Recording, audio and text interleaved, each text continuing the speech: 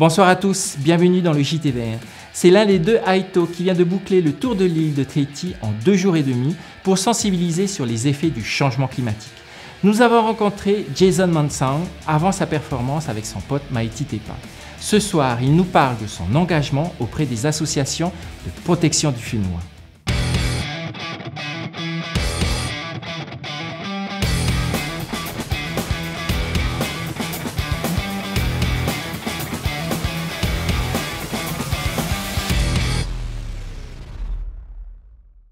Tous les jours, nous vous parlons de changement climatique, de protection de l'environnement et de préservation de notre Funois. Mais pourquoi devons-nous protéger l'environnement? Ce soir, nous vous proposons 3 bonnes raisons de le faire. Première bonne raison, pour continuer à vivre au paradis. Regardez autour de vous, de magnifiques paysages, un climat doux et souvent clément, le rêve de très nombreux étrangers qui parlent de notre pays comme un paradis sur terre. Protéger notre Funois tout simplement pour ne pas vivre en enfer. Deuxième bonne raison, pour notre garde-manger. Notre Funois regorge de ressources. En préservant la qualité de nos sols, de nos rivières et de nos lagons, nous conservons l'accès à de l'eau potable, à nos fruits juteux et à des poissons nourrissants. Troisième bonne raison, pour préserver notre santé. Nous l'avons dit, notre Funois regorge de ressources, notamment de plantes médicinales. De la richesse de notre Funois dépend la découverte de nouveaux médicaments qui nous soigneront demain. Préserver notre Funois, c'est donc assurer notre qualité de vie, garantir notre nourriture saine et sauvegarder notre santé. Alors, pourquoi me direz-vous, pourquoi existe-t-il encore des décharges sauvages? Pourquoi certains d'entre nous ne respectent pas notre Funois comme leur maison qui les protège et les nourrit? C'est une vraie question à se poser les amis et j'avoue, je n'ai pas la réponse. Ce que j'espère par contre, c'est que nos engagements et nos actions à respecter notre Funois seront un exemple à suivre par tous. Merci à tous ceux qui s'engagent pour notre Funois. Je vous le disais en introduction, ce soir un JT Vert exceptionnel. Nous rencontrons l'un des deux Haïto qui vient de boucler le tour de l'île de Tahiti en 2 jours et demi, tout ça pour sensibiliser la population sur les effets du changement climatique. Nous l'avons rencontré avant sa performance pour qu'il nous parle de son engagement auprès des associations de protection du Funois. Il a bien voulu se prêter au jeu des questions-réponses du JT Vert. Aujourd'hui, je consacre ma vie à l'écologie. J'ai eu la chance d'avoir voyagé en France pour mes études et depuis que je suis revenu il y a quelques mois, je fais ça à temps plein, je m'investis dans les associations. J'ai la chance et le confort en fait, d'avoir une famille ici qui m'héberge, j'ai des terres où je fais pousser ma nourriture, donc j'ai très peu, voire pas du tout besoin d'argent, ce qui me donne, pour moi je vois plus ça comme une responsabilité de donner ce temps au bien commun, parce qu'il y a des choses à faire. Alors oui, je me suis engagé dans plusieurs associations. Celle où j'ai le plus d'engagement, c'est Manuiti Faola, anciennement Colibri Tahiti, qui est une assez grosse association avec beaucoup de background. Ils ont notamment organisé les Alternativa. Et voilà. Pourquoi avec eux? Parce que c'est un peu le relais spirituel du mouvement Colibri France. Et lors de mes années d'études en France, j'ai un peu côtoyé les colibris de là-bas. Il y a toute une éthique derrière que j'aime beaucoup et que je me reconnais beaucoup dedans. Donc je me suis dit, avec eux, c'est facile de dire qu'on va dans la bonne direction et qu'on fait bien les choses. J'ai rencontré un peu par hasard Nana Sac Plastique.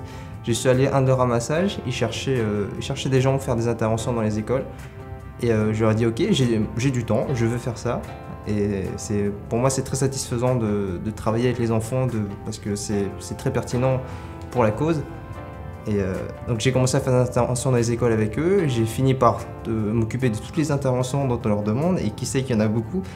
Et actuellement ils m'ont mis à la vice-présidence, donc je me mets du coup à gérer aussi leurs projets et les aider sur un peu tout. Comment on faisait avant? C'est ça la grande question. Avant on se débrouillait très bien. Et pour moi toute la réponse est là. Bien sûr il y a une part d'innovation dans ce nouveau monde qu'on veut essayer de créer, mais il y a aussi une grande part d'inspiration, s'inspirer de comment on faisait avant. Les Polynésiens étaient très connectés à la nature. Je pense que le développement d'un pays, il y a plusieurs façons de le voir, mais juste si on s'arrête sur est-ce que les gens sont heureux, est-ce que les gens sont en sécurité, si on s'arrête juste là, les Polynésiens étaient, je pense, un peu plus heureux que nous, sans trop m'avancer et assez en sécurité. Donc voilà, ils avaient des solutions, on s'inspire de ça. Et à côté de ça, le fait qu'on soit un petit territoire, c'est presque un avantage parce que quelque chose que j'aime beaucoup dire et que j'avais énoncé lors du film Apopo, c'est qu'on a le potentiel d'être un laboratoire de solutions. Et je veux que Tahiti soit ça, un laboratoire de solutions. S'inspirer de ce qui se fait dans le monde, l'adapter à notre climat tropical, et le tester ici. Ça marche ailleurs, ça pourrait marcher ici, et on a tout à fait le potentiel, je pense, avec notre population, si on la reconnecte à la nature, d'être une île autonome, qui produit son énergie, qui produit sa nourriture, parce que on a fait plus longtemps comme ça que comme on fait maintenant. Donc il n'y a aucune raison de se dire que ça ne va pas marcher, à mon avis. Pour terminer notre JT Vert, je vous propose notre coup de cœur de la semaine. Il s'agit de la vidéo promotionnelle de l'événement Earth Hour.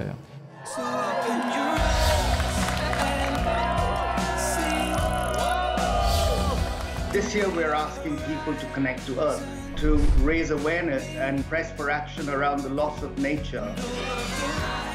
Earth Hour aura lieu le samedi 30 mars de 20h30 à 21h30 partout à travers le monde.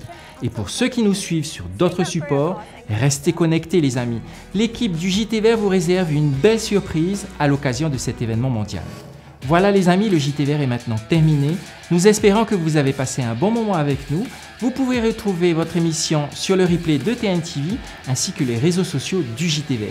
N'oubliez pas que notre devoir est d'être acteur de notre destin pour notre Fénois. À très bientôt, au revoir.